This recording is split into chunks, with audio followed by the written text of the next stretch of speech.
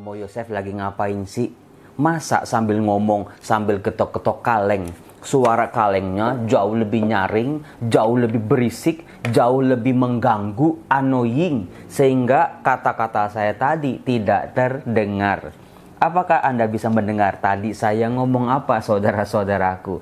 Coba saya tes. Tulis di kolom komen, tadi Romo Yosef ngomong apa? Orang-orang yang jago membaca gerak bibir mungkin bisa ya. Tetapi orang kebanyakan Romo tadi nggak denger apa-apa. Padahal saudara-saudara, tadi saya sedang membacakan satu mazmur yang sangat luar biasa, yang kiranya sangat cocok, sangat pas menjadi kekuatan orang-orang di zaman sekarang ini. Ketika situasi sedang tidak baik-baik saja. Ketika banyak hal dalam kehidupan kita yang mencemaskan. Ketika banyak jalan hidup kita kok harus lika-liku, jatuh bangun, gedebak-gedebuk. Rasa damai yang kita harapkan kok kayaknya susah sekali untuk bisa kita peroleh. Mau merem aja dak-dik-duk. Mau makan aja pikiran bercabang-cabang. Mau belanja aja kayaknya nggak tenang. Mau ngapa-ngapain rasanya gelisah. Bukankah seperti itu saudara-saudara keadaan kita akhir-akhir ini? Apalagi kalau mikirin 2023. Di media sosial banyak ahli-ahli ngomong soal resesi. Kemudian juga ini saya dengar di media sosial banyak orang kirim WhatsApp, Romo tolong doakan anak-anak saya, suami saya kena COVID lagi. Saya sampai bengong, lah COVID masih ada ya? Ternyata ada varian baru yang tidak terdeteksi saudara-saudara. Hati-hati, tetap gunakan masker. Memang saudara-saudaraku ada begitu banyak hal-hal yang mencemaskan, yang membingungkan, yang mengkhawatirkan dalam kehidupan kita. Yang membuat pikiran kita itu nggak bisa berpikir jernih. Kita panik, kita kalut, nggak tahu apa yang harus kita lakukan. Apalagi kalau ada tagihan demi tagihan, ada bayaran demi bayaran yang harus kita penuhi. Cicilan mobil, kontrakan, bayar anak sekolah, wah udah pusing luar biasa. Belum lagi ditambah dengan perasaan yang campur aduk dengan suami, dengan istri, dengan anak-anak, dengan Tuhan. Seringkali perasaan kita juga bergejolak. Orang lain pada nggak tahu aja, karena seringkali ketika kita berhadapan dengan orang lain, kita akan memasang wajah seperti apa. Halo, selamat pagi, aku baik-baik saja kok, I'm fine, I'm okay. Padahal di pikirannya, di hatinya, wah sedang bergejolak. Saudara-saudaraku, tadi di awal saya sebetulnya sedang membacakan sebuah mazmur dari Mazmur bab 62. Bagus sekali, ada lagunya sangat terkenal. Pasti kalau saya bacakan, Anda langsung teringat, bahkan langsung bernyanyi. Mazmurnya kita lihat di ayat 2. Hanya dekat Allah saja aku tenang, daripadanya lah keselamatanku. Hanya dialah gunung batuku dan keselamatanku, kota bentengku, aku tidak akan goyah. Oke, pasti Anda yang generasi 80-90 pernah mendengar lagu ini. Liriknya sama persis. Dinyanyikan oleh siapa saya lupa. Kalau Anda menemukan link nyanyiannya atau link lagunya di YouTube, silakan tulis di kolom komen ya. Supaya teman-teman yang belum pernah dengar juga bisa ikut menikmati. Lagunya kurang lebih begini. Hanya dekat Allah saja aku tenang, daripadanya lah keselamatanku. Hanya Dia gunung batuku, hanya Dia kota bentengku, aku tidak akan goyah selama-lamanya. Betul? Bagus kan lagunya kan? Bukan cuma nadanya yang bagus, tetapi liriknya juga bagus. Coba saudara-saudara, saya tanya kepada Anda. Satu hari itu ada 24 jam. Coba hitung berapa jam Anda betul-betul menikmati keheningan, betul-betul menikmati ketenangan selain di luar jam tidur Anda. Wah Romo, waktu tidur aja masih gelisah, bangun-bangun terus, ingat utang misalnya. Tetapi yang jam tidur nggak usah dihitung. Di antara dari pagi jam 6 pagi terus sampai nanti jam 9 malam lah. Berapa menit Anda betul-betul menikmati kesendirian Anda? Betul-betul ada rasa damai, ada ketenangan, ada sebuah perasaan yang sungguh-sungguh, terima kasih Tuhan, aku boleh mempercayakan seluruh permasalahanku ke dalam tangan-Mu. Tadi si pemazmur mengatakan, hanya dekat Allah saja aku tenang. Nanti dalam ayat-ayat berikutnya, si pemazmur menyebut beberapa hal yang seringkali dipakai, diandalkan oleh manusia untuk memperoleh ketenangan. Bisa saya sebut misalnya harta kekayaan. Kita pikir, wah kalau aku bisa punya banyak duit, aku bakal tidur nyenyak. Ternyata saudara-saudara, orang-orang kaya itu malah tidak bisa tidur nyenyak. Makan, ada handphone krangkring, lagi jalan sama keluarga, ada panggilan rapat, lagi main badminton, ada telepon buat meeting. Saudara-saudaraku terkasih, pemazmur nanti mengatakan, kekayaan tidak menjamin manusia memperoleh ketenangan. Apalagi selain kekayaan, orang-orang terhormat, yaitu orang-orang punya jabatan. Wah Romo, kalau saya sudah jadi bos, punya jabatan, saya bisa perintah-perintah orang sehingga saya tidak akan lagi bersibuk-sibuk ria. Saya akan memperoleh ketenangan. Ternyata tidak, saudara-saudara. Makin orang tinggi jabatannya, makin dia tidak punya waktu untuk dirinya pribadi, bahkan juga untuk keluarganya.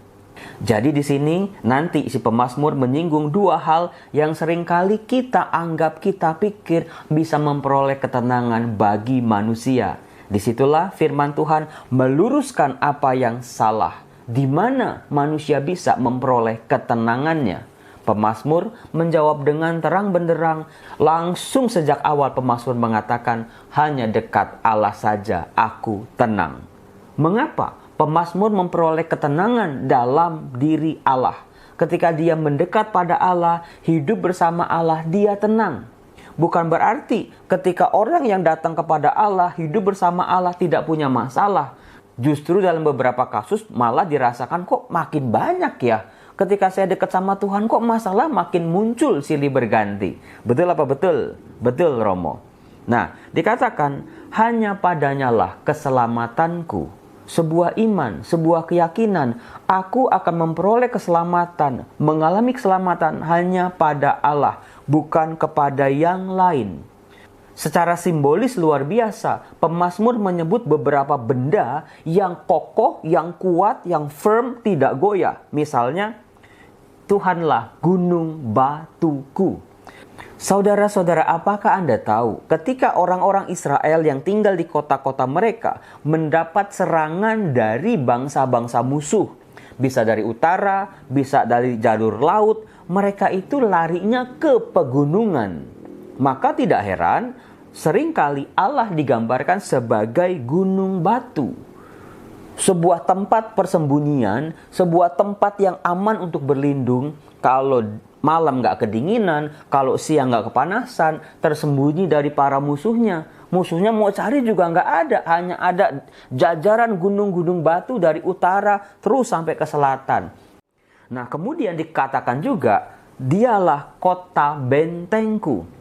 Saudara-saudara, dalam tradisi Timur Tengah kuno, setiap kota itu, kota yang makmur, kota yang kaya, kota yang megah, biasanya harus dilindungi oleh benteng, oleh dinding-dinding yang mengelilingi kota itu, supaya aman, supaya enggak mudah ditaklukkan oleh musuh. Karena apa? Selain dindingnya itu kokoh dan tebal-tebal, tapi juga dijaga oleh para penjaga. Nah, di situ kalau kita mengatakan Tuhan adalah kota bentengku, kita dilindungi, kita dijaga, kita bisa tidur nyenyak. Nggak takut tiba-tiba diserang oleh musuh karena ada yang melindungi, karena ada yang menjaga. Dikatakan ayat 5, mereka hanya bermaksud menghempaskan dia dari kedudukannya yang tinggi. Mereka suka kepada dusta. Dengan mulutnya mereka memberkati, tetapi dalam hatinya mereka mengutuki. Saudara-saudaraku yang terkasih, berarti si pemazmur ini adalah seseorang yang punya jabatan. Seperti biasa di mana-mana kalau orang punya jabatan enak, itu yang ngiri banyak banget. Nah, orang yang ngiri ini bukannya berkompetisi, prestasi demi prestasi, atau pekerjaan demi pekerjaan bersaingnya, tetapi kompetitor yang dihadapi oleh pemazmur adalah orang yang munafik. Cuman bisa menyebarkan dusta, menyebarkan hoaks, kerjanya mah nol. Dikatakan tadi, mereka memberkati dengan mulutnya tetapi mengutuki dengan hatinya. Itu orang munafik. Keren bukan? Ternyata kalau Mazmur dibaca pelan-pelan gitu itu luar biasa.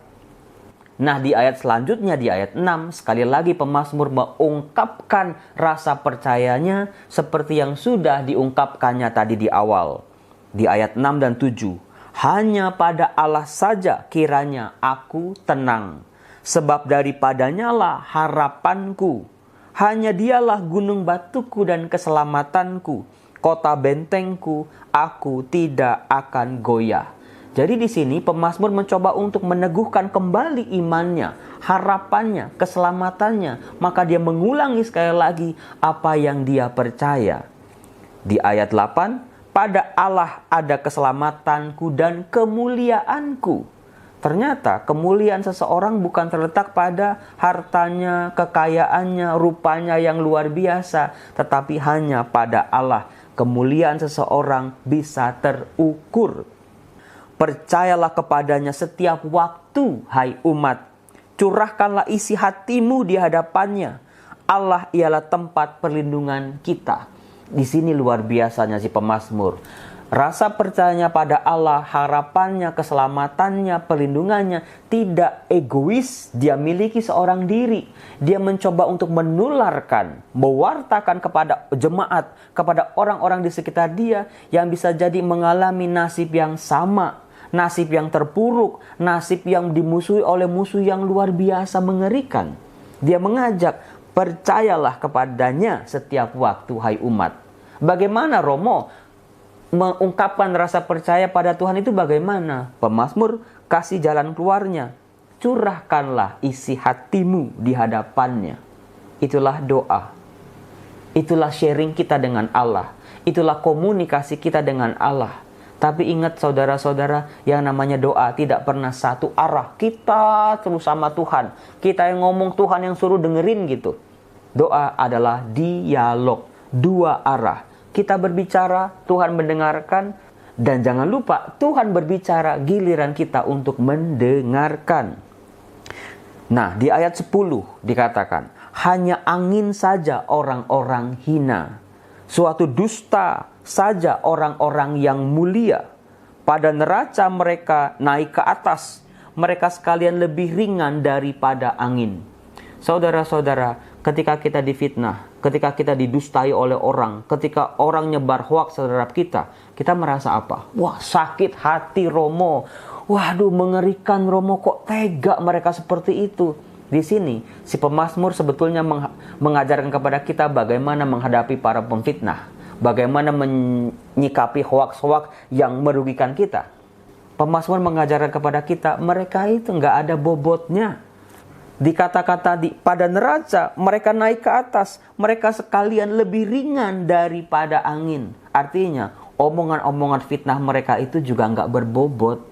Mereka nggak punya nilai dalam hidupnya. Kita anggap aja nggak level kalau ngeributin mereka. Ngeributin orang yang memfitnah, ngeributin orang yang ngomong enggak sama kita. Kenal juga kagak, tahu pergulatan kita juga kagak. Bisa-bisanya ngomong yang enggak. Itu sih udahlah, nggak usah dimasukin hati, nggak usah dianggap ada. Karena apa? Tadi mereka nggak ada bobotnya, saudara-saudara. Keren bukan?